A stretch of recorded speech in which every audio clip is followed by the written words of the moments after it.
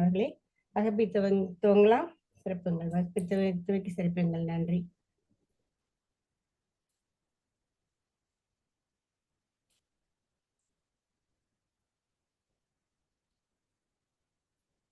சரி, முடிஞ்சுங்களாமா? முடிஞ்சதுங்க. வாங்க. சரி, இந்த நிகழ்ச்சிக்கு வந்திருக்கின்ற எல்லா அன்பு உள்ளங்களுக்கும் என்னுடைய அன்பும் வணக்கமும். இன்று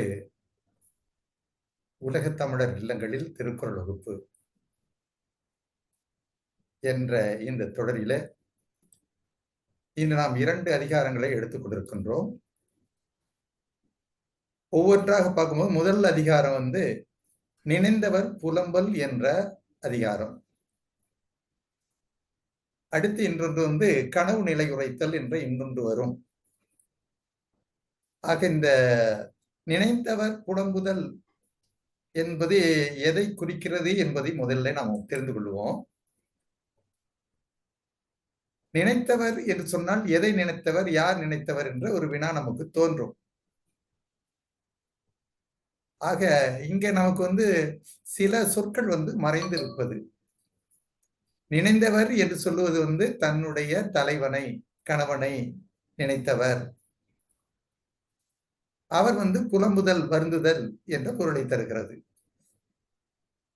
எதை எண்ணி புலம்புகின்றார் அவர்? தலைவனோடு சேர்ந்திருந்த போது இருந்த மகிழ்ச்சி அவன் தன்னை விட்டு பிரிந்து விட்ட பிறகு தனக்கு கிடைக்கவில்லை. அதனால் அந்த தலை வருந்துகின்றாள். தன்னை போல தன்னுடைய கணவன் அல்லது காதலன் நினைத்து கொண்டிருப்பாரா என்ற அந்த உணர்வு அவளுக்கு உண்டு. எப்பொழுதுமே இந்த அன்பு உள்ளங்கள், காதல் மட்டுமல்ல, பொதுவான அன்பு உள்ளங்களை நாம் எடுத்து பார்த்தோம் சொன்னா, அன்பு யாரிடத்தில் நாம் அதிகமாக செலுத்துகின்றோமோ அவர் மிகுதியாக நம் மீது அன்பு செலுத்த வேண்டும் என்று விரும்புவோம். அப்படி நாம் அன்பு செலுத்தி அவர் செலுத்தவில்லை என்றால் நமக்கு மிகுந்த வருத்தங்கள் ஏற்பட்டுவிடும். இது பொதுவாக எல்லா நிலைகளுக்கும் பொதுவாக அமைந்திருக்கின்ற ஒரு செய்தி. காதல் வாழ்க்கையிலே இன்னும் சற்று அதிகமாக இருக்கும். அது அதற்கு என்ன காரணம் என்று பார்த்தால், அந்த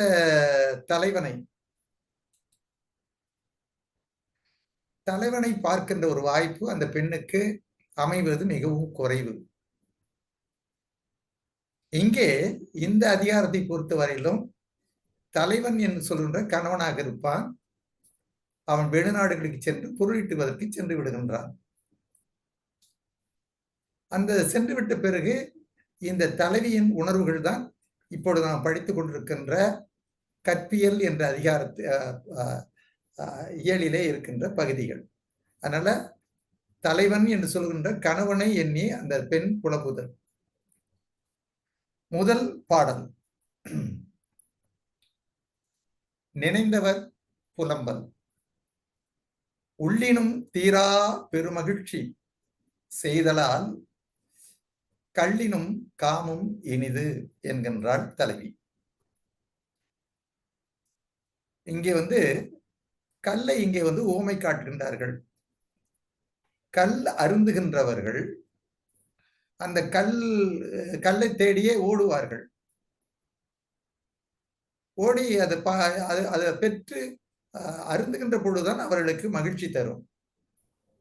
அப்ப கல்லை அருந்தினால்தான் அதன் மகிழ்ச்சி வரும். ஆனால் காதல் இருக்கின்றதே, அந்த காதல் அப்படி அல்ல. அந்த காதலர்களை பற்றி எண்ணுகின்ற பொழுது கூட அது பெரிய மகிழ்ச்சியை தரத்தக்கது. எப்பொழுது மகிழ்ச்சி இல்லாது போகும் சொன்னால், அவர்களுடைய வாழ்க்கையில ஏற்படுகின்ற சிக்கல் வருகின்ற பொழுது மகிழ்ச்சி தடைப்படும். வாழ்வுக்கு இடையூறு வருகின்ற பொழுது மகிழ்ச்சி தடைபெறும். ஆனால் காதலனும் காதலியும் உள்ள அந்த அன்பு வாழ்க்கை கண்டிப்பாக பெரும் மகிழ்ச்சியாக இருக்கும் என்பதை தலைவி இங்கே எடுத்து காட்டுகின்றார்கள்.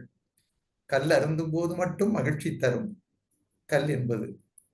ஆனால் நினைத்தாலே தீராத இன்பத்தை தரவல்லது காதல் என்று முதல் திருக்குறள் நமக்கு சொல்லுகின்றது. இரண்டாவது திருக்குறள் எனைத்தொன்று இனிதே கான் காமந்தான் வீழ்வார் நினைப்ப வருவதொன்று இயல்.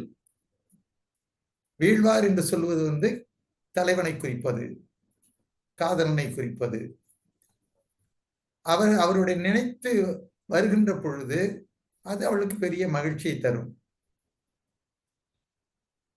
எனைத்தொன்றும் இனிதே கான், அதாவது காதல் எண்ணமே இனிதா எந்த வகையிலும் இன்பத்தை தரும் என்று சொல்லுகின்றார்கள். எதனால்? காமம்தான் வீழ்வார் நினைப்ப வருவதொன்றில். அந்த காதலனை நினைத்துக் கொண்டிருந்தால் துன்பம் ஏதும் இல்லை. அந்த காதலனுடைய எண்ணம் அவளுக்கு மகிழ்ச்சியை தருகிறது. அதனால் துன்பம் ஏதும் இல்லை. அந்த எண்ணம் இல்லாத போதுதான் துன்பம் வரும் என்று தலைவி சொல்லுகின்றாள்.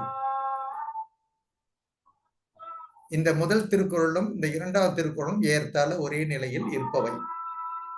மூன்றாவது திருக்குறள், நினைப்பவர் போன்று நினையார் கொல் தும்மல் சினப்பது போன்று கெடும். தும்மல் நமக்கு வருகின்ற பொழுது சில சமயத்துல தும்மி விடுவோம், சில சமயத்தில் தும்ப முடியாமல் கொஞ்சம் தொல்லப்படுவோம். அது வந்துடும் நினைப்போம், அது வராது. அது தடைப்பட்டு போய் நிற்கும். அப்புறம் நம்ம மூக்கை ஏதாவது சுரண்டி விட்டு அல்லது கொஞ்சம் அழுத்தி விட்டு அதை அப்படியே ஓட்டுறதுக்கு முயற்சிப்போம். நினைப்பார், அதாவது இதுக்கு எதற்கு தலைவி இந்த தும்மலை சொல்கிறார் என்றால், தலைவனை நான் நினைத்துக் கொண்டிருக்கின்றேன், ஆனால் அவர் செல்லுகின்ற பொழுது உன்னை நினைப்பதை தவிர்க்க மாட்டேன், உன்னை என்றும் மறக்க மாட்டேன் என்று சொல்லிவிட்டு போகின்றார்கள். ஆனால் அவருடைய செயலை பார்க்க போனார். ஏன்னா இவர் இங்க இருக்கிறாங்க, அவரை பற்றி அவர் நினைக்கிறாரா இல்லையா என்று நினைக்கின்ற பொழுது இவளுக்கு அந்த எண்ணம் தோன்றுகிறது. அந்த எண்ணம் அவர் தன்னை நினைப்பார் என்பது தும்மலை போல வருகிறது. ஆனால் அந்த தும்மல் வராது போகின்ற பொழுது அவர் தன்னை நினைக்கவில்லையோ என்ற எண்ணங்கள் அவளுக்கு வந்து விடுகிறது. அதான் நினைப்பார் போன்று நினையார் கொள்.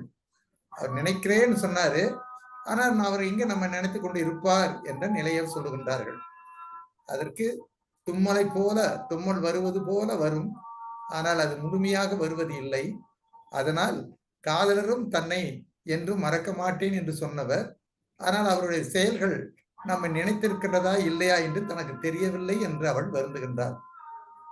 வரும் தும்பல் வாராது அடங்கி விடுவது போல காதலர் என்னை நினைப்பது போன்று காட்டி நினையாமல் இருந்து விடுவாரோ என்று அவள் சொல்லுகின்றாள். இது மூன்றாவது பாடல்.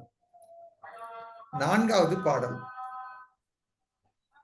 யாமும் உளங்கொல் அவர் நெஞ்சத்து என் நெஞ்சத்து ஓ ஓ உளரோ அவர். யாமும் உளம் அவர் நெஞ்சத்து, நான் அவர் உள்ளத்தில இருக்கின்றேன். அது யாம் உள்ளம் அவர் நெஞ்சத்தில் சொல்வது, நான் அவர் நெஞ்சத்தில் இருக்கின்றனா. உள்ளங்கொல் என்பது ஒரு கேள்வி. யாமும் உள்ளங்கொள், யாம் இருக்கின்றோமா அவர் நெஞ்சத்திலே? இவள் நெஞ்சத்தில் என்ன சொல்றாரு? என் நெஞ்சத்து ஓ ஓ உளரே அவர். என் நெஞ்சத்துள்ளே அவர் என்றும் மறையாமல் இருந்து கொண்டிருக்கின்றார். அதுபோல அவர் நெஞ்சத்தில் நான் இருக்கின்றேனா என்று அவள் தன்னுடைய ஆற்றாமையை வெளிப்படுத்துகின்றார் இந்த திருக்குறளில். என் நெஞ்சில் காதலர் நீங்காது இருக்கின்றார், அதுபோல அவர் நெஞ்சில் யான் நீங்காமல் இருப்பவள் ஆவேனோ என்று தன்னுடைய வருத்தத்தை வெளிப்படுத்துகின்றாள். திருக்குறள் 5. தம் நெஞ்சத்து எம்மை கடிகொண்டார் நானார்கொள் என் நெஞ்சத்து ஓவா வரல். இது ஒரு மகிழ்ச்சியான ஒரு சூழ்நிலையை காட்டுவது, ஒரு கூடுதலான கற்பனையாக சொல்லுவது. அதாவது அவருடைய நெஞ்சத்துல எம்மை, நான் என்னுடைய எண்ணங்கள் போகின்ற பொழுது அவரு என் நெஞ்சம் என்னுடைய நினைப்பு இல்லாம அதை ஓட்டிடுறாரு. கடி கொண்டார் என்றால் கடிது விரட்டுதல். தம் நெஞ்சத்தில், காதலருடைய நெஞ்சத்திலே எம்மை கடி கொண்டார், அதை கடிந்து விரட்டி விடுவார் நான் போகின்ற பொழுது. நானார்கொள், அவருக்கு வந்து வெட்கம் இல்லையா? இப்படி நம்ம நம்ம நடைமுறையில் கேட்கிற கேள்வி. நான் ஆர்கொண்டா வெட்கம் இல்லையா? என் நெஞ்சத்து ஓவாதவர்கள், என் நெஞ்சத்துக்குள்ளே நேர காலம் தெரியாமல் வந்து கொண்டிருக்கின்றாரே, அவர் நெஞ்சத்தில் வரும்பொழுது என்னை வந்து விரட்டி விடுகின்றார். என் நெஞ்சத்தில் வருவது வந்து ஓயாமல் வந்து கொண்டிருக்கின்றாரே, அவர் அதற்காக நாணம் கொள்ள மாட்டாரா என்று கேட்கின்றார். இது ஒரு கற்பனை. என்ன கற்பனை? ஏனென்றால் அவர் போயிருக்கின்ற இடம் வந்து மிக தூரமான ஊர். அங்கே அவர் எப்படி இருக்கிறார் என்று தெரியாது இவர்களுக்கு. இருந்தாலும் இந்த எண்ணங்களை மட்டுமே தன்னுடைய மன மகிழ்ச்சிக்காக தருவதற்காக அவர் வரவில்லையே என்ற உணர்வை மட்டும் இவர் வெளிப்படுத்துகின்றார். தம் நெஞ்சத்து எம்மை கடிகொண்டார், என்னை உள்ளேயே விடாம ஓடுறவரு. எங்கே? நெஞ்சத்துக்குள்ளே. நானார்குள் எம் நெஞ்சத்து ஓவா வரல், என் நெஞ்சத்துக்குள்ளே ஓயாமல் வந்து கொண்டிருக்கின்றாரே, அதற்காக நாணம் கொள்ள மாட்டாரா என்று கேட்பது. 6வது திருக்குறள். மற்றியான் என்னுள்ளேன் மண்ணே, அவரோடு யான் உற்றனால் உள்ள உளேன். காதலோடு இணைந்து இருந்த நாட்கள் என் உள்ளத்திலே இருந்து கொண்டிருக்கின்றது. அவருடைய எண்ணமும் என் உள்ளத்திலே இருந்து கொண்டிருப்பதனால்தான் என் உயிர் வாழ்ந்து கொண்டிருக்கிறது. இல்லைன்னு சொன்னா நான் எப்பொழுதுமே இறந்திருப்பேன். அதனால மற்றறியேன் என்குள் மன்னோ, அவருடைய உணர்வுகள் எனக்கு தெரியல. அவரோடு யான் உற்ற நாள், அவரோடு நான் பழகிய நாடு இருக்கிறதே, அந்த நாட்களின் எண்ணங்கள் என் உள்ளத்திலே இருந்து கொண்டிருக்கின்றன. அதனால் இதுவரையில் நான் உயிரோடு வாழுகின்றேன் என்று தலைவி சொல்லுகின்றார். காதலோடு இணைந்த நாட்களை நினைவில் கொண்டிருப்பதால் தான் யான் உயிர் வாழுகின்றேன், வேறு எதனால் என்று அவள் கேள்வி தொடுக்கின்றாள். 7வது திருக்குறளுக்கு வருகின்றோம். மரப்பின் என்னாவன் மற்கொள் மரப்பறியேன் உள்ளினும் உள்ளம் சுடும். காதலோடு நான் சேர்ந்த காதல் முதல் திருக்குறளை இருந்த அந்த கருத்தை மீண்டும் வலியுறுத்துகின்றாள். காதலோடு சேர்ந்து நான் வாழ்ந்த அந்த வாழ்க்கை நான் மறக்கவில்லை, மறக்க முடியாது. மரப்பின் என்னாவேன் மற்கொள், அப்படியே நான் அவருடைய எண்ணத்தை மறந்து விட்டால் என் உள்ளம் சுடுகின்றது. அதனால் மறப்பது என்பது இல்லை என்பது அவள் சொல்லுகின்றார்கள். உள்ளினும் உள்ளம் சுடும், நினைத்தாலும் என் உள்ளம் வந்து சுடுகின்றது என்று அவள் சொல்லுகின்றார்கள். காதலோடு சேர்ந்து வாழ்ந்ததை மறந்து அறியேன், அவர் பிரிவை நினைத்தாலே மனம் சுடுகிறது, வருந்துகின்றது. சுடுகிறது என்பது வருந்துகின்றது. அதில் மறப்பது எப்படி? நான் கண்டிப்பாக என்னால் மறக்க முடியாது அவரை. அதனால்தான் மனம் சுடுகிறது என்றால் வருந்துகின்றதுன்னு சொன்னால் அவர் நினைத்துக் கொண்டிருப்பதால் உள்ளம் வருந்தி கொண்டிருக்கிறது என்பதை அவள் எடுத்து காட்டுகின்றாள். 8வது திருக்குறள். எனைத்து நினைப்பினும் காயார். இது மீண்டும் அவரை கொஞ்சம் நல்ல முறையில் நினைக்கிறாங்க. அனைத்தன்றோ காதலர் செய்யும் சிறப்பு. அவரை பற்றி நான் எப்படி நினைத்தாலும் அதற்காக காதலர் சினங்கொள்ள மாட்டார். காயார் என்றால் காய்தல் என்றால் சினங்கொள்ளுதல். நான் பலவாறு அவரை நினைக்கின்றேன், அதற்காக அவர் சினங்கொள்வதில்லை என் மேல் என்று காதலரை உயர்வாக போற்றுகின்றார். அவர் எத்துணை சிறப்புக்குரியவர், அதனால் அவர் வந்து பல வகையிலும் சிறப்புக்குரியவர். ஏனென்றால் என் மீது அவர் வந்து வருத்தப்படுவதே இல்லை என்று தன்னுடைய தலைவனை அவள் போற்றி இங்கே பேசுகின்றாள். முதல்ல பேசுகின்ற பொழுது அவருடைய குறைகளை சொல்லிக் கொண்டிருந்தால், இந்த காதலுடைய வாழ்க்கையில இது எப்போதும் நிகழ்கின்ற ஒன்று. குறைகளை பேசுவதும் குணங்களை போற்றுவதும் நடந்து கொண்டுதான் இருக்கும். இந்த 8வது திருக்குறளில் அவர் வந்து அவருடைய காதலனின் சிறப்பை போற்றுகின்றாள். 9வது திருக்குறள். விழிமன் இன்னுயிர் வேறல்லம் என்பார் அழியின்மை ஆன்ற நினைந்து. அப்போ வந்து தலைவனும் தலைவியும் பேசுகின்ற பொழுது சொல்லுவார்கள், நீ இன்று நீ இன்று எனக்கு வேற எதுவுமே இல்லை, நீ நானும் ஒன்று என்று அவர் அடிக்கடி சொல்வார்கள். வேறல்லம் என்பார், வேற அல்லன்னு சொல்லார். அடியின்மை ஆற்ற நினைத்து அவருடைய அன்பை போற்றி என்ன சொல்றாரு, நீ நீ நீ நீ இல்லை நானும் இல்லை என்று அவர் சொல்லுகின்றார்கள். விழியுமன் இன்னுயிர் வேறல்லம். விழி என்று சொன்னால் அழைப்புதல் என்று பொருள்படும். அழி என்று சொன்னால் அன்பை குறிப்பது. அழி என்பதற்கு 2 பொருள் இருக்கும், மிக முகாமையான பொருள்கள். கொடு என்பதெல்லாம் இங்கே இல்லை. இங்கே இலக்கியத்தில் வருகின்ற போது அழி என்று சொன்னால் ஒன்று அன்பை குறிக்கும், பிரிதொன்று இரக்கத்தை குறிக்கும். ஆன்ற நினைந்து, நாம் இருவரும் வேறல்லர் ஒன்றே என்று சொன்னவர் என்று அன்பின்றி பிரிந்ததை நினைத்து என் உயிர் அழிகின்றதே.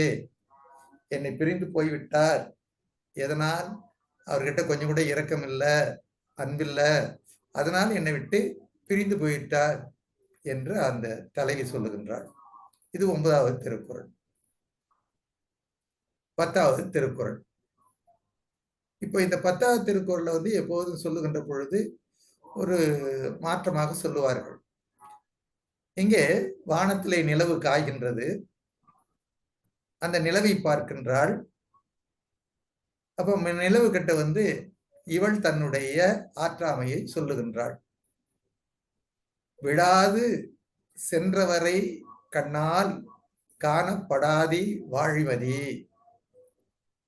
இப்ப நம்ம கடந்த முறையும் இந்த இது போல திருக்குறள் வந்திருக்கிறது. தமிழர்கள் எப்பொழுதுமே யார் இடத்துல பேசினாலும் வாழ்க என்ற ஒரு சொல்லை சொல்லிட்டு தான் பேசுவார்கள்.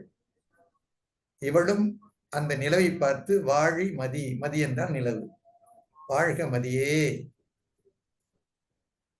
அதாவது விடமாட்டேன் என்று பிரிந்து சென்றவர் வாழ்கனி, பிரிந்து சென்ற காதலர் என்னை நினைத்திட என் நினைவு வருவதற்கு அவருக்கான நீ என்றும் மறையாமல் ஒளி வீசுவாயாக என்று சொல்கிறார்.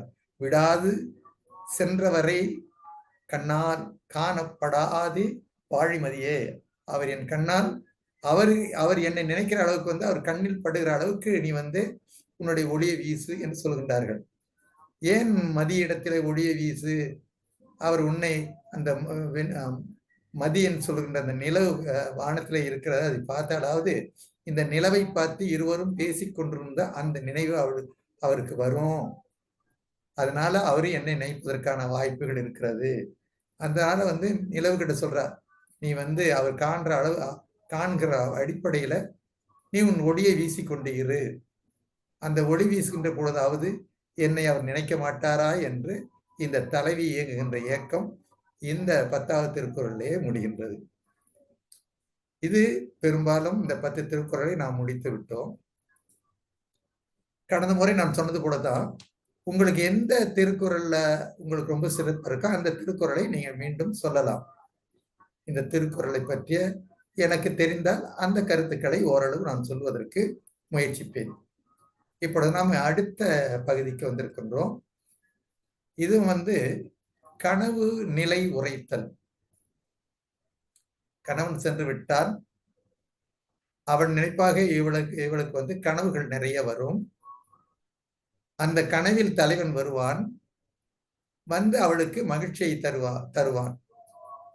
அந்த மகிழ்ச்சியை தருவதை நம்ம இடத்துல அவள் பங்கு போட்டுக் கொள்ளுகின்றாள், சொல்லுகின்றாள். அதான் கனவு நிலை உரைத்தல் என்பது.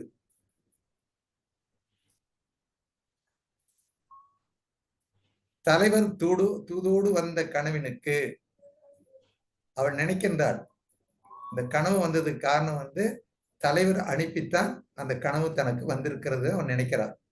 கணவர் தூதோடு வந்த கனவினுக்கு யாது செய்வேன் கொல் விருந்து. இங்க குற்றியலிகரம் புணர்ச்சி. அதனால கனவினுக்கு என்பது கீன்னு வந்துக்கிறது. கனவினுக்கு யாது செய்வேன் கொல் விருந்து. அந்த கனவுக்கு நான் என்ன விருந்து செய்ய போகிறேன், என்னால் முடிய போகிறது, எனக்கு மகிழ்ச்சியை ஊட்டியிருக்கிறதே. கனவில் காதலன் அவளுக்கு மகிழ்ச்சியை தருகின்றான். அந்த மகிழ்ச்சியால் மகிழ்ந்த அந்த பெண் அந்த கனவுக்கு வந்து விருந்து வைப்பதற்கு விரும்புகின்றாள். அதனால உனக்கு நான் எப்படிப்பட்ட விருந்து வைப்பது என்று எனக்கு தெரியலையே என்று சொல்லுகின்றார்கள். யாது செய்வேன் கொள் விருந்து, எப்படிப்பட்ட விருந்து உனக்கு வைப்பது என்று எனக்கு தெரியவில்லையே என்று சொல்லுகின்றாள். காதல் நினைவால் துன்புறும் எனக்கு அவர் அனுப்பிய தூதை சுமந்து வந்த கனவை உனக்கு நான் என்ன விருந்து வைப்பது என்று அவள் கேட்கின்றாள். இரண்டாவது திருக்குறள், கனவு நிலை உரைத்தல் வந்து இரண்டாவது திருக்குறள். கயலுன் கண் யான் இறப்ப துஞ்சிற் கலந்தாருக்கு உயலுண்மை சாற்றுவேன் யான். இவள் வந்து கணவன் போன பிறகு கண்ணை ரொம்ப வருந்தி நீ தூங்கு தூங்குன்னு சொல்ல அது தூக்கம் வந்து விடுகிறது. சோர்ந்துட்டால் தூக்கம் வருவதற்கு பல காரணங்கள் இருக்கிறது. மனம் சோர்கின்ற பொழுது, உடல் சோர்கின்ற பொழுது இந்த தூக்கங்கள் வரும். பெரும்பாலும் கணவன் போன பிறகு தூங்காமலே இருக்கின்றால் அந்த கலைப்புகள் இருக்கும். அதான் கயலுன் கண். கயல் என்று சொன்னால் வந்து மீனை போல இருக்கின்ற அந்த கண்ணுக்கு மை பூசிய கண் தான் கயலுன் கண். கயல் என்பது மீனை சொல்வார்கள். உன் என்று சொன்னால் வந்து மையை சொல்வார்கள்.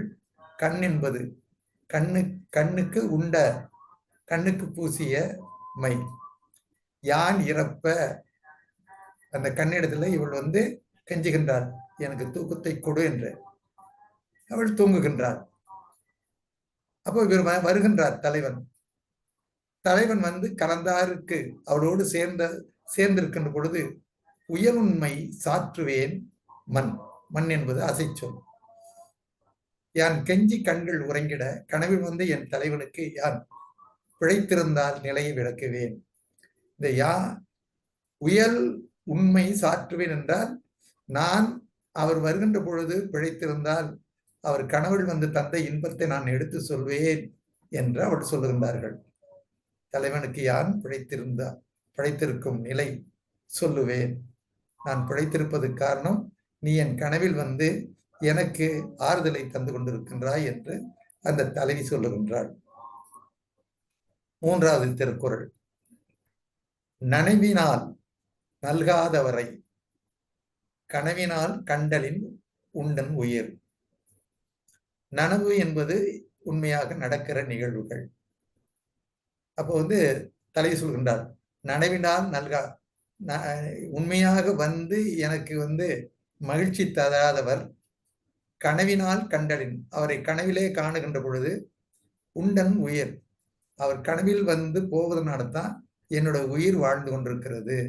அவரை மட்டும் பார்க்காமல் என்னால் இருக்க முடியாது. அவர் என் கனவில் வந்து தான் இருப்பதை உணர்த்தி கொண்டு செல்கின்றார். அதனால் அவர் உயிர் வாழ்கிறது. அந்த உயிர் இந்த இரண்டாவது திருக்குறளை சொன்ன மாதிரி அவர் வந்தால் அவள் பிழைத்திருக்கின்ற வழிகளை அவர் எடுத்து சொல்வார். அந்த கருத்துக்களை மீண்டும் இந்த இரண்டாவது திருக்குறள் காட்டுகிறது நமக்கு. நேரில் வந்து காதல் செய்யாத காதலர் கனவில் வருவதால் தான் என் உயிர் இன்னும் போகாமல் இருக்கிறது என்று தன் உயிர் துன்பத்தை அவள் நமக்கு எடுத்துக் கூறுகின்றாள். அடுத்த நான்காவது திருக்குறள், கனவினால் உண்டான் காமம் நனவினால் நல்கா நாடிதற்கு. நேரில் வந்து என் விருப்பம் போக்காத காதலன் கனவில் வந்து எனக்கு காதல் இன்பத்தை தருகின்றார். இது கடந்த 3 திருக்குறளும் இல்லை, அதே செய்தியைத்தான் இங்கும் சொல்லப்படுகிறது. நேரில் வந்து என்னுடைய விருப்பத்தை போக்காத இந்த காதலர் வந்து கனவில் வந்து எனக்கு வந்து அந்த இன்பத்தை தருகின்றார் என்ற குறிப்பு, அது சுருக்கமாக அதை முடிக்கின்றாள் அந்த பகுதியை அவள். கனவில் உண்டாகும் காமம் என்றால் அந்த இன்பம். நனவினால் நல்காதவர், நனவில் வந்து கொடுக்காதவர், நாடுதற்கு எண்ணி பார்ப்பதற்கு கனவினால் உண்டாகும் அந்த மகிழ்ச்சி, காதல் என்பதை சொல்லுகின்றாள். அடுத்து 5வது திருக்குறள், நனவினால் கண்டதும் ஆங்கே கனவுதான் கண்ட பொழுதே இனிது. முன்பு நனவுன்னு சொன்னால் காதலோடு மகிழ்ச்சியாக இருந்த போது, அதான் முன்பு தலைவரோடு நேரில் உறவாடி கண்ட இன்பம் ஆங்கே என்பது அந்த இன்பம். கனவுதான் கண்ட பொழுது இனிது. பிரிவின் போது கனவில் அவர் அந்த இன்பத்தை எனக்கு தருகின்றார். அது இன்பமாக இருக்கிறது. கனவுதான் கண்ட பொழுது இனிது. கனவில் நான் அவரை காணுகின்ற பொழுது எனக்கு இன்பமாக இருக்கின்றது என்று தலைவி சொல்லுகின்றார். 6வது திருக்குறள். நனவென ஒன்றில்லை ஆயின் கனவினால் காதலர் நீங்களர் மண். நினைவு என்பது ஒன்று இல்லை என்றால் கனவில் காதலர் என்னை விட்டு நீங்காமல் இருப்பார் அல்லவா? யாருடைய நினைவு? அவளுடைய நினைவு. அவள் கனவில் மட்டும் பார்த்து மகிழ்வது அல்ல, அவள் நினைவிலும் அவரை பற்றியே எண்ணிக்கொண்டிருப்பதை சொல்லுகின்றார். நினைவு என்பது இல்லை என்றால் கனவில் வந்த காதலர் என்னை விட்டு நீங்காமல் இருந்திருப்பார் அல்லவா? ஆக எனக்கு நினைவு இருக்கிறதுனால தான் அவர் நான் போனாலும் அவளுக்கு, அதாவது தன்னுடைய காதலிக்கு ரொம்ப துன்பம் இல்லை என்று எண்ணி இருக்கிறார் போல இருக்கு என்று அந்த தலைவி அந்த கனவில் வருவது கூட அவர் அது ஒரு காரணம் காட்டி அவர் இருந்துறாரு போல இருக்குன்ட்டு இவங்க சொல்றாங்க. நினைவு என்பது இல்லை என்றால் கனவில் வந்த காதலர் என்னை விட்டு நீங்காமல் இருந்திருப்பார் அல்லவா என்று அவர் சொல்லுகின்றார்கள். 7வது திருக்குறளுக்கு வருகின்றோம். நனவினால் நல்கா கொடியார் கனவினால் என் எம்மை பீழிப்பது. இந்த காதலர்களாக இருக்கிறவர்கள் முன்னுக்கு பின் முரணாகவே பேசிக்கொண்டு வருவார்கள். இங்கே அந்த காதலரை பழிக்கிற மாதிரி அவங்க பேசுறாங்க. நனவில் எனக்கு இன்பம் கொடுக்காத அந்த கொடியவர் காதலர், கனவினால் என் எம்மை பீழிப்பது. கனவில் என்னோடு அவர் சேர்ந்து என்னை ஏன் வருத்துகின்றார் என்று அவள் கேட்கின்றாள். நனவில் அன்பு காட்டாத கொடிய காதலர் கனவில் மட்டும் என்னை வருத்துவது எதனாலோ என்று அவள் தன் காதல் துன்பத்தை கூறுகின்றாள். 8வது திருக்குறள். துஞ்சுங்கால் தோள் மேல் ஆவார். இது ஒரு நல்ல கற்பனை. அவர் தூங்கிக் கொண்டிருக்கும் போது அவர் அவரோடு பக்கத்துல படுத்துக் கொண்டிருக்கின்றார். தோள் மேல் ஆவார். ஆக விழிக்குங்கால், அவள் விழித்து பார்க்கும் போது நெஞ்சத்தார் ஆவார் விரைந்து. அவர் கனவிலே வந்த பிறகு, இவள் விழிப்பு வந்த பிறகு எங்கு போனார் நெஞ்சத்திலே அவர் வந்துட்டாராம். விழிக்குங்கால் நெஞ்சத்தார் ஆவார் விரைந்து. மிக விரைவாகவே அந்த நெஞ்சத்துல போயிட்டு அவர் புகுந்து கொள்வார் என்று சொல்லுகின்றார்கள். சரி, 9வது திருக்குறள். நனவினால் நல்காதவர் நோவார். கனவினால் காதலர் காணாதவர். இங்க அவளுடைய கருத்து கொஞ்சம் மாறுதுன்னு சொன்னால் இவளுடைய வருத்தத்தை அல்லது உடல் நலிவை பார்த்து ஊரார் அந்த காதலன் இவளை விட்டு விட்டு போயிட்டானே, இவள் துன்பப்படுறாளே என்று அவரை கண்டித்து கழிகிறார்கள். அதை பற்றி பேசுகின்றார்கள், புறம் பேசுகின்றார்கள். ஆக இவள் சொல்லுகின்றார், காதலனுக்கு சார்பாக பேசுகின்றார். அவர் கனவில் அந்த காதலை எனக்கு இன்பம் தருவது அவர்கள் தெரியாது இருக்கிறாங்க அப்படின்ட்டு அவள் சொல்லுகின்றார்கள். கனவினால் காதலர் காணாதவர். அவர் காதலர் எனக்கு இன்பம் தருவதை அவர்கள்தான் காணவில்லை, அதனாலதான் காதலர்களை குறை சொல்லுகின்றார்கள் என்று இவள் சற்று தன்னுடைய உணர்வுகளை இப்படி வெளிப்படுத்துகின்றாள். 20வது திருக்குறள். நனவினால் நம் நீத்தார் என்பர். கனவினால் காணார்கொள் இவ்வூரார். அந்த மேல உள்ள திருக்குறளாக மீண்டும் அந்த கருத்தை இங்கே கீழே போடுகின்றார்கள். அதாவது நனவினால் நம் நீத்தார், அதாவது உண்மை வாழ்க்கையில என்னை நீத்தார் என்று சொன்னால் விட்டு போயிட்டார் என்றுதான்.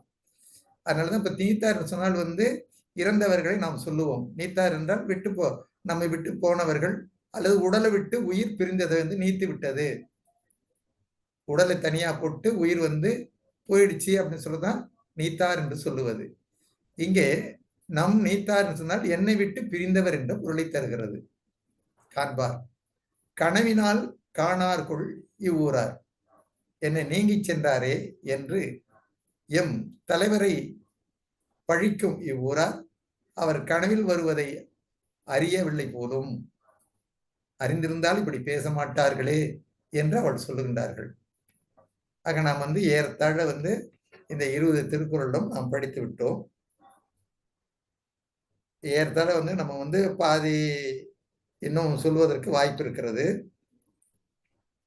அதனால வந்து நாம் பெரும்பாலும் வந்து அந்த மேல் பகுதியில இருந்து நான் மீண்டும் வந்து மேல் பார்வை செய்து கொண்டு வரலாம் என்று நான் நினைக்கின்றேன்.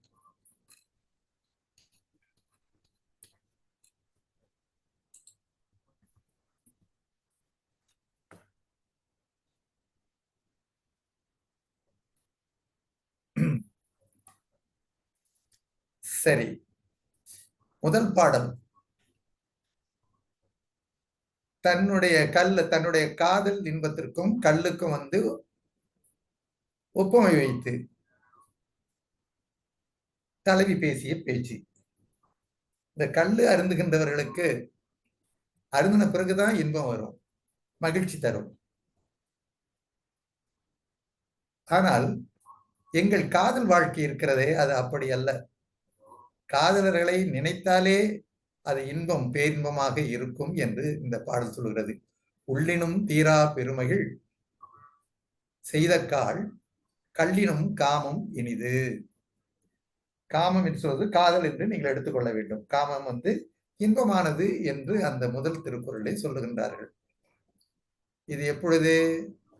அவன் போன பிறகு அவன் தன்னை நினைக்காமல் நினைக்கின்றானா என்பதை பற்றி நமக்கு எடுத்து சொல்ல வருகின்ற பொழுது இந்த திருக்குறள் வருகிறது.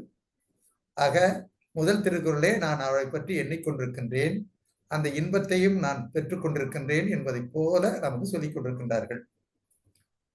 கல்லருந்தும் போது மட்டுமே மகிழ்ச்சி தரும், கல் அருந்தும் போது மட்டும்தான் மகிழ்ச்சி தரும். ஆனால் நினைத்தாலே தீராத இன்பம் தரவல்லது காதல் என்பது அந்த திருக்குறளுடைய பொருள். எனைத்தொன்று இனிதே காண் காமம் தாம் வீழ்வார் நினைப்ப வருவதொன்று இல். அன்பு காதலரை நினைக்க துன்பம் ஏதும் இல்லை. ஏனெனில் எந்த வகையிலும் காதல் எண்ணமே வந்து இன்பமாகும். இந்த முதல் திருக்குறளை போல இது சொல்றாங்க. எந்த வகையில் நாம் எண்ணி பார்த்தாலும் நமக்கு இன்பம் தருவது எதுன்னு சொன்னால் காதல் மட்டும்தான். அந்த எண்ணம் தான் நமக்கு இன்பத்தை தரும். அதனால வந்து காதலரை நினைக்க வந்து துன்பம் எனக்கு இருப்பதாக நினைப்பது தப்பு அப்படின்றத வந்து 2வது சொல்றாங்க. அதாவது எனைத்தொன்றும் இனிதே காணா, எப்பொழுதுமே அந்த காதல் என்ன இன்பம் தான் அப்படின்னு சொல்லிட்டாங்க.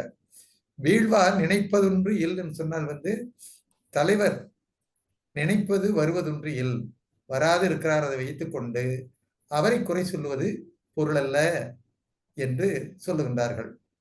அவள் படுகிறது துன்பம்தான், இருந்தாலும் அந்த துன்பத்துக்குள்ளும் தன் காதல் இன்பத்தை தலைவி எடுத்து வெளிப்படுத்துகின்றாள்.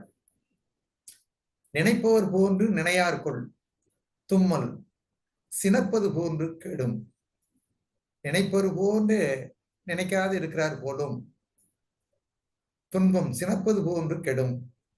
தும்மல் வருகின்ற பொழுது அது உடனே வந்துடும். ஆனா வருகின்ற துன்பம் வரலன்னு சொன்னா அது வந்து நமக்கு துன்பத்தை தரும். துன்பத்தருள்ல நாம வந்து அதுக்காக கொஞ்சம் தொல்லப்படுவோம். நினைப்பவர் போன்று நினையார்கொள். அவர் நினைக்கின்றார், அவர் நினைப்பது போன்று காட்டி நினையாமல் இருந்து விடுவாரோ? ஏனென்றால் காதலர் போகின்ற பொழுதும் தன்னோடு பழகின்ற பொழுதும் அவருடைய அன்பு வாழ்க்கையை பற்றி நிறைய சொல்லி, உன்னை நான் மறக்க மாட்டேன், உன்னோடு தான் இருப்பேன், உன்னை விடமாட்டேன் என்றுதான் சொல்றாரு. அதனால அது சொல்லுகின்ற பொழுது, ஆனால் இங்கே நம்ம இருக்கின்ற நேர் பார்க்கின்ற பொழுது இப்படி சொல்லுகின்றார், நம்மை பார்க்காத போது அதை விட்டு விடுவாரோ என்று அவள் தன்னுடைய மன துன்பத்தை எடுத்து விளக்குகின்றார். நினையார் போன்று நினைப்பார் போன்று நினையார்கொள். நினைக்கிறதாக பேசுறாரு, ஆனால் அவர் பார்த்தா எதுவும் நினைக்கல. கொள் என்பது அசை நிலை, அவர் நினைக்கல. அதான் துன்பம் துன்பம் துன்பம் தும்மல் வருகிறது, வரும் நம்ம நினைக்கிறோம், ஆனால் அது வராத போய்விடுகிறது. அவர் நம்ம நினைப்பார் என்று நினைக்கிறோம், அவர் நினைக்காமல் போய்விடுகிறார் என்றதற்கு இந்த ஊமையை திருவள்ளுவர் எடுத்து காட்டுகின்றார்கள். யாவும் உளம் கொள் அவன் நெஞ்சத்து, என் நெஞ்சத்து ஓ உளரோ அவர். ஆக முதல் நாம சொல்லிட்டோம், பொதுவா என் நெஞ்சத்தில் அவர் இருக்கிறாரா, ஓ என்று சொல்வது வியப்பை காட்டுவது. ஓ இருக்கிறாரா அப்படின்ட்டு அவள் ஒரு ஐயப்பாட்டை காட்டுவது. யாமும் உள்ளங்கொள் அவர் நெஞ்சத்தில், அவர் நெஞ்சத்தில் நான் இருக்கிறேன், ஆனால் என் நெஞ்சத்தில் அவர் இருக்கிறாரா என்று அவள் கேள்வியோடு முடிக்கின்றார்.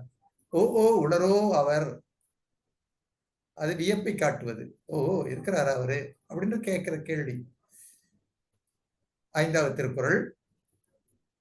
காதல தம் நெஞ்சில் என்னை வாராது தடுக்கின்றார், அவர் மட்டும் என் நெஞ்சில் ஓயாமல் வருவது பற்றி வெட்கப்பட மாட்டாரோ. என் நெஞ்சத்துல வராரு, ஆனால் அவர் தடுத்து வர்றார் நான் வருவத, அதனால்தான் என் நினைவில்லாமல் இருக்கின்றார் அப்படின்னு சொல்றது. அது கடி கொண்டார் என்றால் கடிதாக உடனே அவர் மறந்துறாரு. தம் நெஞ்சத்தில் எம்மை கடி கொண்டார், நினைப்பு வராமலேயே அவர் தடுத்து கொண்டிருக்கின்றார். ஆனால் அவர் மட்டும் என்னுடைய நெஞ்சத்தில் வந்து கொண்டிருக்கின்றாரே, ஓயாமல் வருகின்றார்களே, அவருக்கு நாணம் இல்லையா என்று அந்த தலைவி சொல்லுகின்றாள். நானார்கள் என் நெஞ்சத்து ஓவாவர், ஓவானால் ஓயாமல் வந்து கொண்டிருக்கின்றாரே அவர் என்று சொல்லுகின்றார்கள். 6வது திருக்குறள். மற்ற யான் என் உள்ளேன் மண்ணும், அவரோடு யான் உற்றனால் உள்ளே உளன். அவரோடு உற்றனால் உளேன். அவரோடு நான் ஒன்று சேர்ந்து கொண்டிருந்த நினைவில் தான் நான் வாழ்ந்து கொண்டிருக்கின்றேன் என்று சொல்லுகின்றாள். காதலரோடு இணைந்திருந்த நாட்களை நினைவில் கொண்டிருப்பதால் தான் யான் உயிர் வாழ்கின்றேன், வேறு எதனால், இதை யார் அவருக்கு சொல்லுவார்கள் என்று அந்த தலைவி வருந்துகின்றாள். அதனால அவளுடைய தொடக்க காலத்திலிருந்து அவளுடைய நினைவோடு தான் நான் வாழ்கின்றேன் என்று ஒரு பதிவை அவள் செய்கின்றாள் நமக்கு. 7வது திருக்குறள். மரப்பின் என்னவனோ என்னாவேன் மற்கொள், மரப்பரியின் உள்ளினும் உள்ளம் சுடும். காதலோடு சேர்ந்து வாழ்ந்ததை நான் மறக்கவில்லை. எப்படி மறக்க முடியும்? அவர் பிரிவை நினைத்தாலே மனம் சுடுகிறதே, அதனால் என்னால் மறக்க முடியலை, தலைவனை நான் நினைத்துக் கொண்டுதான் இருக்கின்றேன் என்று அவள் சொல்லுகின்றாள். யான் எப்படியெல்லாம் நினைத்தாலும் இணைத்து நினைப்பினும் காயார். நான் எப்படியெல்லாம் நினைத்தாலும் என்னை பற்றி அவர் வருத்தப்பட மாட்டார். அனைத்தொன்றே காதல் செய்யும் சிறப்பு, அத்தகைய சிறப்புக்குரியவர் காதலர். நான் என்ன சொன்னாலும் என்ன செய்தாலும் என் மீது அவர் வருத்தப்பட மாட்டார் என்று தலைவி சொல்லுகின்றார். நான் எப்படி எல்லாம் நினைத்தாலும் அதற்காக காதலர் சினம் கொள்ள மாட்டார், அவர் அத்துணை சிறப்புக்கு உரியவர் என்று சொல்கின்றார். 9வது திருக்குறள். விழியுமென் இன்னுயிர் வேறல்லம் என்பார், அழிவின்மை ஆன்ற நினைப்பு. நாம் இருவரும் வேறல்லர் ஒருவரே என்று பேசிக் கொண்டிருந்தவர் இப்பொழுது அன்பில்லாமல் என்னை விட்டு பிரிந்து வாழுகின்றாரே என்று அவள் அழுகின்றார். என் உயிர் அழிகிறது அதனால் என்று சொல்லுகின்றாள். இருவரும் இணைந்து வாழ்வோம் என்று சொன்னவர் இன்று அன்பின்றி என்னை பிரிந்து போய்விட்டாரே, என் உயிர் அழிகிறதே என்று அவள் வருந்துவது இந்த 9வது பாடல். 10வது பாடல் முதல் பகுதி. விடாது சென்றவரை கண்ணினால் காணப்படா வாழிமதி. நிலவே நீ வாழ்க என்று சொல்லிவிட்டு பிரிந்து சென்ற காதலன் என்னை நினைத்திட வேண்டும், அதற்காக நீ வானத்திலே இருந்து உன் ஒளியை மறைக்காமல் வீசிக்கொண்டிருப்பாயாக என்று நிலவிடம் தலைவி வேண்டுகின்றாள். அவர் காண நீ மறைந்திடாமல் ஒளி வீசுவாயாக என்று அந்த 10வது திருக்குறள் நம்ம சொல்லுது. கனவு நிலை உரைத்தல். இப்பொழுது தலைவி கனவு காணுகின்றால் அதோட நிலை என்ன என்பதை பற்றி நமக்கு பகிர்ந்து கொள்கின்றார். தலைவர் தூதொடு வந்த கனவினுக்கு யாது செய்வேன் கொள் விருந்து. கணவர் அனுப்பி வைக்கின்றார், அந்த தூதோடு என்னிடத்தில் நீ வந்திருக்கின்றாய், வந்து எனக்கு மகிழ்ச்சியை ஊட்டுகின்றாய், இத்தகைய மகிழ்ச்சியை தந்த உனக்கு நான் என்ன விருந்து வைப்பது என்று தலைவி அந்த கனவுக்கு சொல்லுகின்றாள். கனவுக்கு தலைவி விருந்து வைப்பதாக கூறுகின்றாள். அடுத்து 2வது திருக்குறள். கயலும் கண் யான் இறப்ப துஞ்சினார் கலந்தாருக்கு உயல் உண்மை சாற்றுவேன் மண். நான் கெஞ்சி கேட்க என்னுடைய கண்கள் உறக்கம் கொள்ளுகின்றன. அப்படி உறங்குகின்ற பொழுது என் கனவில் என் காதலர் வருகின்றார். அது போன்று அவர் எனக்கு நான் உயிர் வாழ்வதற்கேற்ற பிழைத்திருக்கும் நிலையை உருவாக்குகின்றார். அந்த நிலையை நான் எப்படி சொல்வேன் என்று தலைவி சொல்லுகின்றார்கள். நான் உயிர் வாழ்வதற்கு காரணமே அவருடைய நினைவு, அவர் நினைவால் வந்த கனவு. அந்த கனவில் அவர் வந்த பிறகும் என்னுடைய துன்பம் சற்று குறைகின்றது. இங்கே பொதுவாக கனவில் வந்த பிறகு மகிழ்ச்சி சிறிது நேரம் தான் இருக்கும். அதன் பிறகு அந்த எண்ணம் வாட்டத்தான் செய்யும், பொதுவாக காதலியை. அதனால அதுக்கு பிறகு அவர் வாடுகின்றார். 3வது திருக்குறள். நனவினால் நல்காதவரை கனவினால் காண்டலின் உண்டன் உயிர். நனவு என்பது நேரில் வருவது. நேரில் எனக்கு இன்பம் தராதவர், மகிழ்ச்சி தராதவர், என்னோடு சேர்ந்திருக்காதவர். கனவில் கண்டலின் உண்டன் உயிர். ஆனா அவர் வரல, இருந்தாலும் கூட கனவு வந்ததே, அந்த கனவிலால் தான் என் உயிர் வாழ்கிறது, போகாமல் இருக்கிறது என்று சொல்கின்றார்கள். நனவில் வரவில்லை, எனக்கு நல்லது செய்யல அவரு, ஆனால் கனவிலாவது வருகின்றார், அதனால்தான் என் உயிர் வாழ்கிறது என்று இந்த 3வது திருக்குறள் நமக்கு சொல்கிறது. கனவினால் நல்காதவரை கனவினால் காண்டலின் உண்டன் உயிர் என்று சொல்லுகின்றார்கள். அடுத்து 4வது திருக்குறள். கனவினால் உண்டாங்கு காமம் நனவினால் நல்காரை நாடிதற்கு. நேரில் எனக்கு விருப்பம், நேரில் என் விருப்பம் போக்காத காதலர்,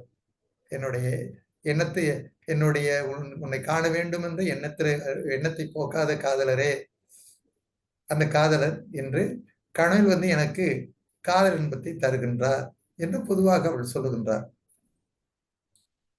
நினைவில் வராதவர் கனவில் வருகின்றார் என்பது அந்த 4வது திருக்குறள்.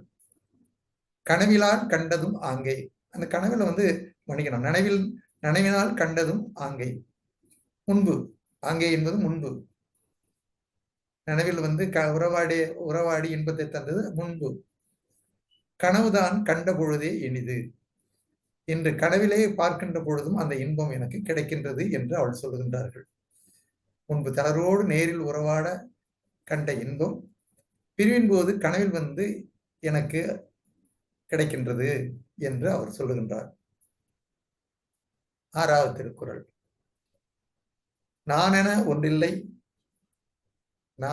ஒன்றில்லை ஆயின் கனவினால்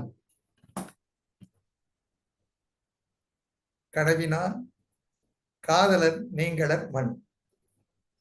நினைவு என்பது இல்லை என்றால் கனவில் காதலருடைய நினைவு என்னை விட்டு நீங்காமல் இருந்திருப்பார் அல்லவா. ஆக நினைவில் இல்லை என்றால் கனவில் காதலர் என்னை விட்டு நீங்காது இருந்திருப்பார் அல்லவா என்று சொல்லுகின்றார்கள். அடுத்து, நனவினால் நல்கா கொடியர் கனவினால் என் எம்மை பேழிப்பது. நனவில் வந்து அன்பு காட்டாத கொடிய காதலர் கனவில் மட்டும் வந்து என்னை வருத்துவது எதனால் என்று அவள் பேசுகின்றாள். 8வது திருக்குறள். துஞ்சுங்கால் தோள் மேல் ஆக விழிக்கும் பொழுது, அதாவது நான் தூங்கிக்கின்றிருக்கின்ற பொழுது பக்கத்தில என் இணையாக வந்து படுத்திருக்கின்றார். விழித்ததும் என் நெஞ்சத்திலே விரைந்து வந்து விடுகின்றார் என்று சொல்லுகின்றார்கள். துஞ்சுங்கால் என் மேல் ஆக விழிக்கும் கால் நெஞ்சத்து ஆவா விரைந்து. 9வது திருக்குறள். நனவினால் நல்காரை நோவார். இது ஊர் மக்களை பற்றி சொல்லுவது. நனவினால் நல்காரை நோவார், ஊரார் நோகின்றார்கள். நேரில் வந்து அவளுக்கு மகிழ்ச்சி தரவில்லையே, அவர் தலைவன் வரவில்லையே என்று ஊரார் பேசுகின்றார்கள். கனவினால் காதலர் காணாதவர், அவர் கனவில் வந்து எனக்கு இன்பம் தருகின்றாரே, அதையெல்லாம் அவர்கள் அறியாதவர்கள் என்று இவள் வந்து தனக்காக பேசுகின்றவர்களை நொந்து கொள்கின்றாள். 10வது திருக்குறள். நனவினால் நம் நீத்தார் என்பார். நனவில் வந்து நமக்கு மகிழ்ச்சி தந்துவிட்டு நம்மை விட்டு பிரிந்தவர் என்பார். கனவினால் காணார்கொள் இவ்வூர். நனவிலே வந்து நமக்கு வந்து துன்பத்தை தந்து கொண்டிருக்கின்றார் தலைவன். ஆனால் அதே தலைவன் கனவில் வந்து அவளோடு இன்பம் தருகிறார் என்பது ஊரார் அறியாது இருக்கின்றார்கள் என்று அவளே இதற்கு வந்து நமக்கு வந்து வாக்குமூலம் கொடுக்கின்றார்கள். இது 10 திருக்குறளையும் நாம் இந்த முதல்ல 10 திருக்குறள், இப்பொழுது 10 திருக்குறள் ஆகிய 20 திருக்குறளை நாம் முடித்து விட்டோம். இப்போ நமக்கு நேரமும் நெருங்கிவிட்டது. ஆக இதோடு என்னுடைய இந்த திருக்குறள் விளக்கத்தை முடித்துக் கொள்கிறோம். பிறகு பேசுவோம். நன்றி, வணக்கம். நன்றிங்கய்யா. நன்றி ஆசான் அவர்களுக்கு மிக்க நன்றி. இங்கே வருகை தந்திருக்கும் அனைவருக்கும் மிகுந்த நன்றியை தெரிவித்துக் கொள்கிறேன். அதோடு ஒரு சின்ன ஒரு கருத்து சொல்ல இருக்கிறேன். அதாவது ஒரு வார்த்தை சொல்ல, சற்று முன்பு நமது நிகழ்ச்சி துவங்கும் போது இருக்காங்க ஆர்ஜி என்று இருக்கிறது அவர்கள் பெயர். பிறந்த நாள் என்று கேட்டுக்கொண்டார்கள். ஆமாம், எனக்கு ஆனா நிறைய பேர் எனக்கு வாழ்த்து கூறியிருந்தார்கள் என்று கேள்விப்பட்டேன். எனக்கு எல்லாம் வந்தது. ஆகவே அவர்கள் அனைவருக்கும் எனது அன்பார்ந்த உங்களுடைய பேச்சு எனக்கு கேட்கலமா?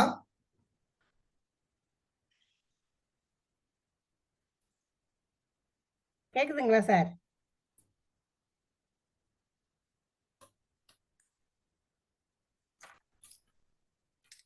ஒரு நிமிஷம் சார்.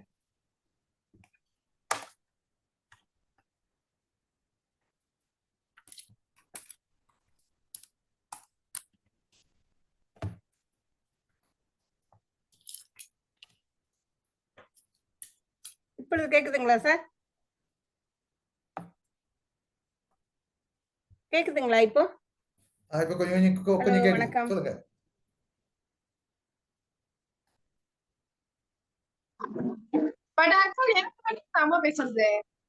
துர்கா அவர்களே, அம்மா பேசுறது உங்களுக்கு கேக்குதுங்களா? கேக்குது எனக்கு. சரி,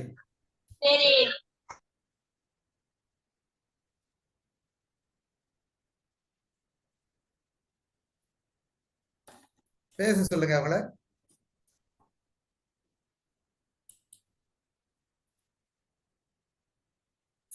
அம்மா பேசுங்க.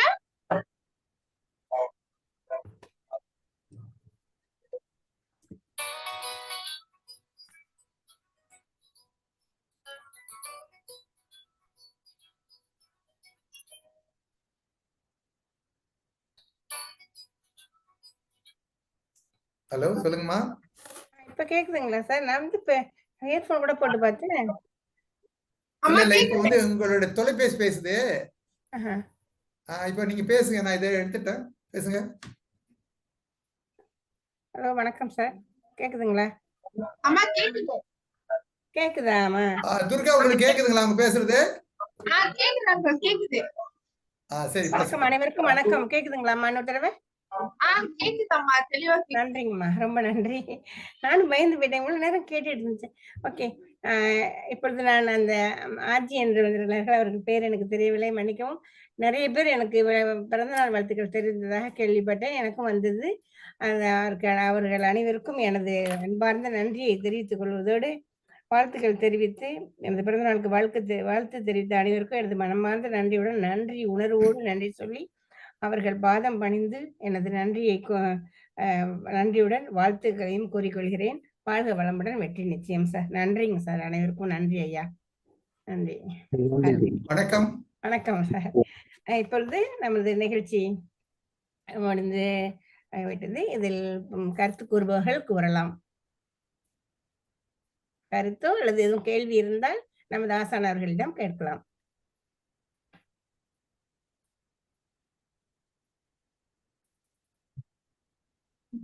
இன்னும் ஒரு 5 நிமிடங்கள் தான் இருக்கின்றது.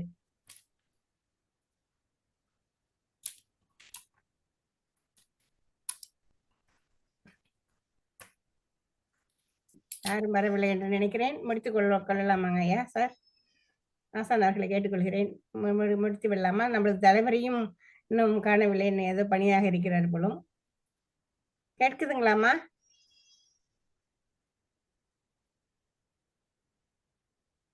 கேக்குதுங்களா? கேக்குதுங்களா சார்? கேக்குதுமா, கேக்குது. சொல்லுங்க ஐயா. நன்றி. கேக்குதுமா. இங்க வந்துள்ள அனைவருக்கும் நன்றியை தெரிவித்துக் கொண்டு, ஆசானவர்களுக்கும் நன்றி சொல்லி, துர்கா தேவி அவர்கள் மேற்பார்வையை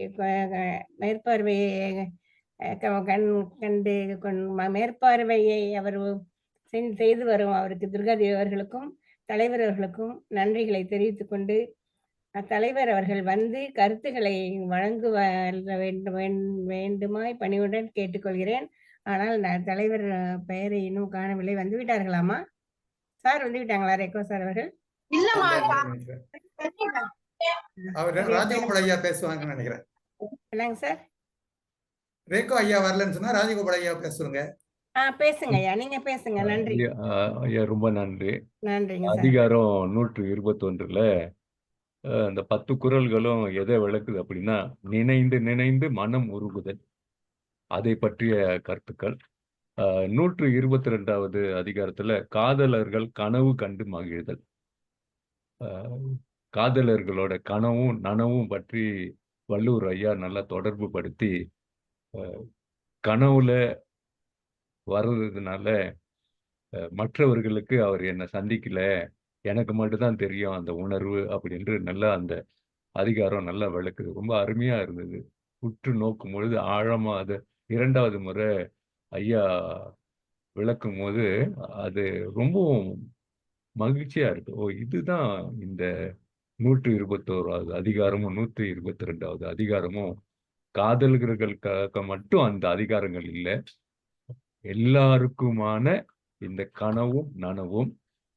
பிரிந்தவர் நம்மோடு இருந்தவர் போயிட்டா எப்படி இருக்கும், அந்த கனவு தான் அந்த உணர்வுகளை எப்பொழுதுமே நம்மோடு ஒன்று சேர்த்து இருக்கும் அப்படின்றத நல்லா அருமையா விளக்கிருக்கு. ரொம்ப மகிழ்ச்சியா இருக்குங்க ஐயா. 2வது முறை நீங்க விளக்குனது ரொம்ப நன்றி. வாழ்த்துக்கள். நன்றி. வாழ்த்துக்கள் ஐயா. அதோட நானும் ஒரு சின்ன உரை சொல்லலாம் என்றிருக்கிறேன். நமது இந்த திருக்குறளில் பார்த்தால் வள்ளுவர் பெருந்தகை அவர்கள் இல்வாழ்க்கை என்ற ஆரம்பத்திலேயே ஒரு அதிகாரத்தை கொடுத்துள்ளார். அதில் குடும்பத்தை நோக்குகிறது.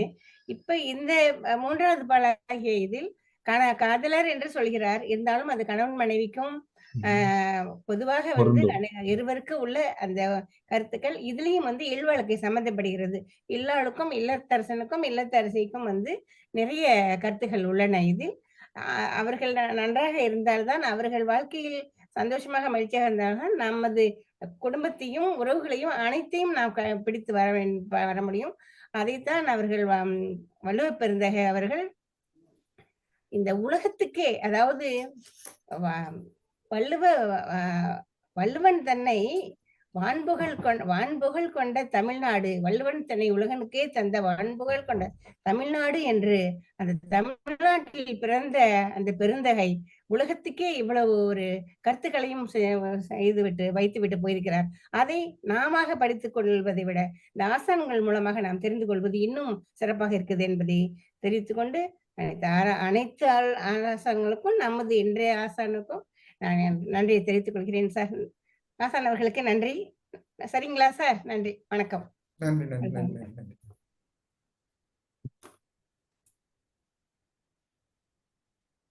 முடித்து விடலாம் சார். இன்னும் யாரும் பேசணும் கேட்கலாம்.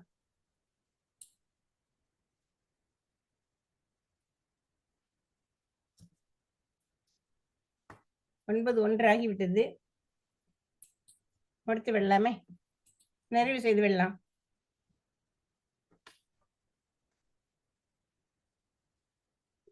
கேட்குதுங்களா ஐயா? கேட்குதுங்களாமா? ஓகே, நன்றி உரை.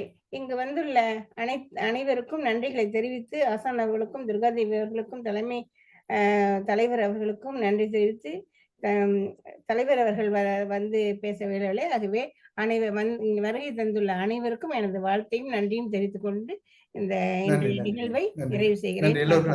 வணக்கம். வாழ்க வளமுடன். முடிஞ்சதுங்க சார்.